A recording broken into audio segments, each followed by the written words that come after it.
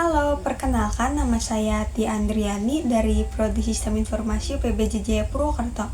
Di sini saya akan mengerjakan tugas praktik yang ketiga dari mata kuliah pemrograman berbasis web. Untuk tugas praktikum yang ketiga ini yaitu kita diminta untuk membuat sebuah aplikasi website sederhana untuk pemesanan bahan ajar di universitas terbuka. Jadi hampir sama dengan pada tugas praktik yang kedua sebelumnya. Di sini aplikasi websitenya berbasis Vue dengan framework yang digunakan sepanjang pengerjaan. Jadi data-data yang dibutuhkan tidak dibaca melalui database, tetapi melalui JSON file sebagai dummy data yang sudah dilampirkan pada tugas praktik ini. Nah, di sini pada Visual Studio Code saya sudah membuat websitenya dengan komponen-komponen seperti ini. Dengan strukturnya seperti ini. Di sini strukturnya hampir sama seperti pada soal tugas 3. Nah, di sini saya membuat folder dengan nama tugas 3 view. Nah, di sini ada folder assets, folder data, folder JS, folder service, folder template, dan juga file index.html. Di dalam aset ini saya membuat folder CSS dengan turunan style CSS. Kemudian di sini ada data turunannya yaitu file data bahan ajar JSON.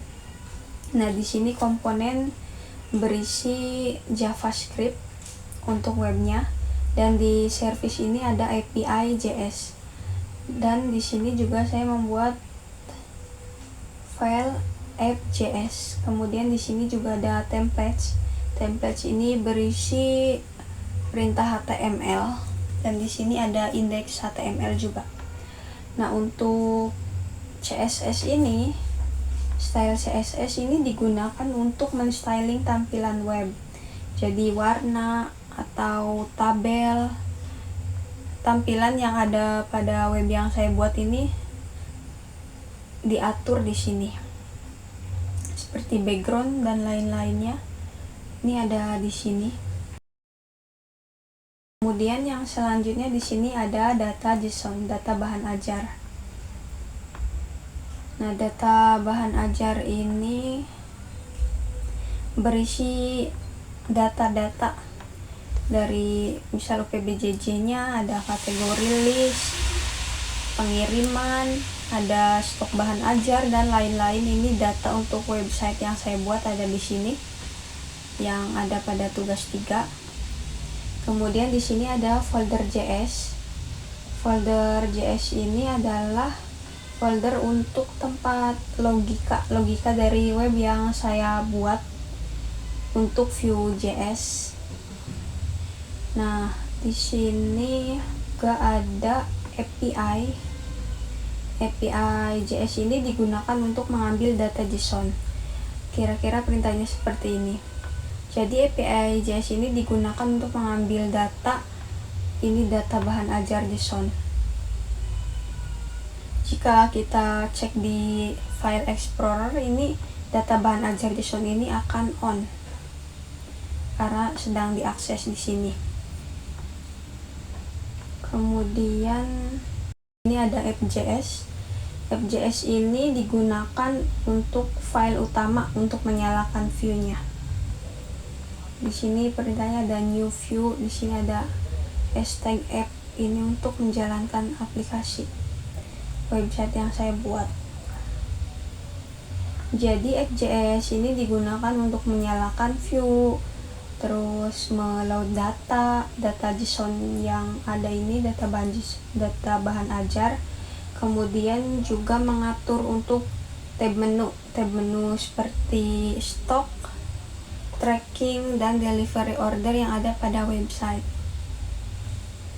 Kemudian untuk JavaScript di sini ada app modal, kira-kira tampilannya seperti ini. Tracking JS untuk halaman tracking ini logikanya. Untuk alur pengiriman dan lain-lain, pokoknya ini untuk halaman tracking. Kemudian di sini order form ini digunakan untuk formulir pemesanan bahan ajar yang akan ditampilkan pada web. Nah, di sini status badge ini Untuk status page ini digunakan untuk status pada stok bahan ajar.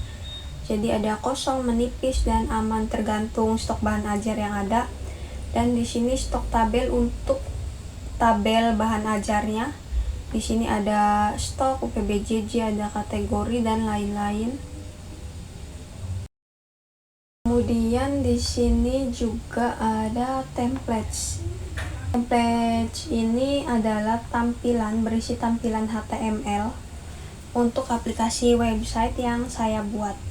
Di sini app modal ini untuk tampilan pop-up pada webnya. Kemudian ini di sini DO tracking untuk tampilan halaman tracking. Jadi HTML ini digunakan untuk tampilan, mengatur tampilannya. Nah, di sini order form ini untuk formulir pemesanan bahan ajar. Di sini nanti kita memasukkan nama, kemudian pilih paket juga, pilih pengiriman dan lain-lain di sini. Kemudian ini ada status page. Status page ini digunakan untuk status yang tadi ada pada form.js. Di sini ada tampilannya aman, ada tanda centang, kalau menipis ada tanda kayak perhatian kayak gitu. Kemudian kalau kosong tanda silang. Kemudian di sini ada stok. Stok tabel ini digunakan untuk tabel stok pada halaman stok bahan ajar. Kira-kira seperti ini. Selain berisi stok, di sini juga ada untuk filter.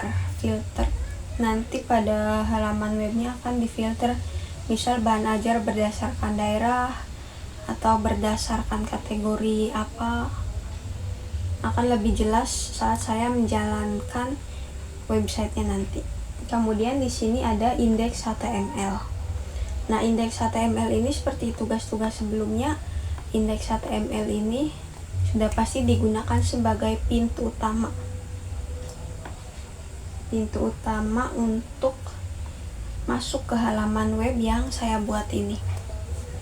Di sini ada mengakses CSS untuk view. Di sini ada stock tracking order. Di sini juga ada halaman stoknya. Kita mengatur di sini juga halaman tracking, halaman order.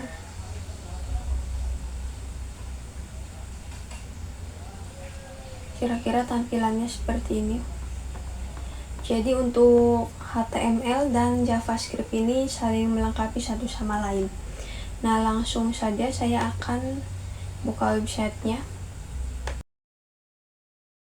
Nah, jadi tampilan website sederhana yang saya buat ini adalah seperti ini. Nah, ini untuk judulnya, Sistem Pemesanan Bahan Ajar UT. Di sini ada pilihan stok bahan ajar, tracking DO, delivery order. Dan di sini saya ada di halaman stok bahan ajar.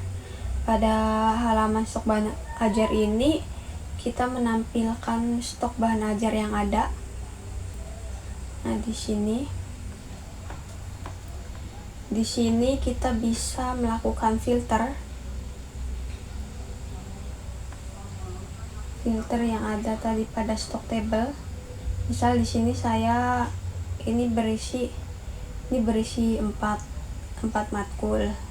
Nah, di sini saya akan filter ke Jakarta misal. Nah, jadi di sini stoknya menampilkan stok bahan ajar yang ada di Jakarta, UPBJ Jakarta. Nah, kemudian di sini reorderly juga filter. Kemudian di sini urutkan itu kita bisa mengurutkan berdasarkan judul, harga, stok. Sini berdasarkan judul. Jadi alfabetnya itu urut, ini dari B, D, P. Kemudian untuk harga juga berdasarkan harganya. Jadi harga terkecil sampai harga terbesar. Di sini kemudian untuk stok ya berdasarkan stoknya, dari yang stoknya sedikit sampai stok yang banyak. Nah, kemudian di sini filter misal Jakarta. Di sini akan ada pilihan lagi, ada filter lagi, misal kategorinya mata kuliah apa, mata kuliah wajib, pilihan, atau praktik. Ya, untuk wajib UPBJJ Jakarta ini tampilannya akan seperti ini. Saya akan reset. Kemudian di sini juga ada form bahan ajar. Nah, jadi di sini saya bisa menambahkan bahan ajar apa yang akan ditambahkan pada tabel stok bahan ajar ini. Nah, saya akan mencobanya.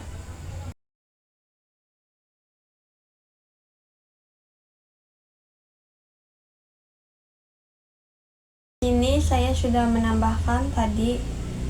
Nah, di sini akan tampilannya seperti ini. Di sini yang tadi saya tambahkan yaitu pemrograman berbasis web, kategorinya praktikum. Nah, di sini ada UPBJJ-nya di mana, kemudian lokasi rak, harga, terus di sini stok yang ada, dan safety ini untuk stok aman atau minimum stok lah. Di sini statusnya ada aman, ada menipis berdasarkan stok. Nah, jika ini stoknya lebih dari stok safety berarti statusnya aman. Jika stoknya kurang dari stok safety berarti menipis. Nah, untuk jika stoknya kosong itu akan tampilannya kosong. Ini saya akan mencoba. Di sini tadi saya menambahkan. Nah, di sini stoknya ada 0 berarti statusnya yaitu kosong. Nah, kemudian di sini juga bila saya ingin menambahkan bahan ajar tapi tidak ada kode atau judul, maka akan menampilkan seperti ini. Kode dan judul wajib diisi. Jadi sebelum mengisi kita wajib mencantumkan kode mata kuliah dan judul mata kuliah. Kemudian di sini juga ada aksi, tombol aksi ini ada edit atau hapus. Nah, misal di sini saya akan mengedit ini di sini yang tadi pemrograman berbasis web ini.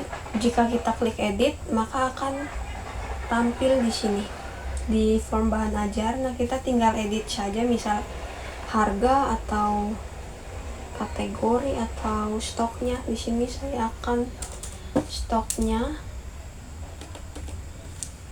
23. Nah, di sini saya update data. Nah, update data maka statusnya akan berubah. Yang tadinya menipis sekarang menjadi aman. Kemudian untuk hapus, di sini saya akan mencoba hapus ini etika profesi. Di sini akan tampil yakin hapus data. Jika kita klik OK berarti akan terhapus, dan jika cancel berarti tidak terhapus. Kita klik OK. Nah, ini langsung terhapus. Kemudian selanjutnya yaitu tracking DO. Untuk tracking DO ini menampilkan perjalanan atau proses perjalanan pada paket yang kita pesan. Nah, di sini sudah ada pada data dummy. Di sini ada namanya Rina Wulandari. Di sini ada, kita lihat detailnya. Nah, di sini ada detail tracking. Nah, di sini ada namanya, ada ekspedisi. Terus ini statusnya yaitu dalam perjalanan. Di sini saya juga menambahkan progress barnya, ini 50% dalam perjalanan. Nah, ini ada tanggal kirim dan riwayat perjalanannya. Selanjutnya itu delivery order. Nah, di sini itu kita bisa menambahkan pemesanan. Kita bisa melakukan pemesanan. Di sini saya akan contohkan. Ini kita simpan delivery order. order berhasil dibuat. Nah, ini jika order sudah berhasil dibuat, maka akan tersimpan di tracking DO ini. Nah, ini adalah yang tadi saya tambahkan di sini detailnya. Ini ada seperti tadi, nama ekspedisi, statusnya itu menunggu pengiriman, tanggal kirimnya mengikuti tanggal hari ini. Ini order berhasil dibuat. Kemudian untuk cari nomor DO atau NIM, di sini misal saya menambahkan NIM saya. Nah, maka akan munculnya NIM saya saja di sini. Jika reset, maka kembali ke halaman awalnya. Baik, kira-kira mungkin seperti itu saja website sederhana yang saya buat. Kurang lebihnya mohon maaf. Terima kasih.